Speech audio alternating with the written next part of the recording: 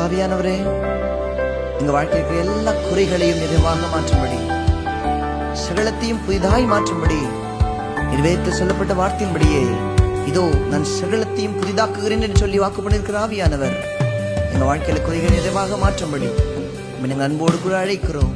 எங்களை ஆளுகை செய்வீராக. குறைகளை நிறைவாக்கும் அபிஷேகமே, சகலத்தை புதிதாக்கும் ஆவியே, குறைகளை நிறைவாக்கும் அபிஷேகமே, சகலத்தை புதிதாக்கும்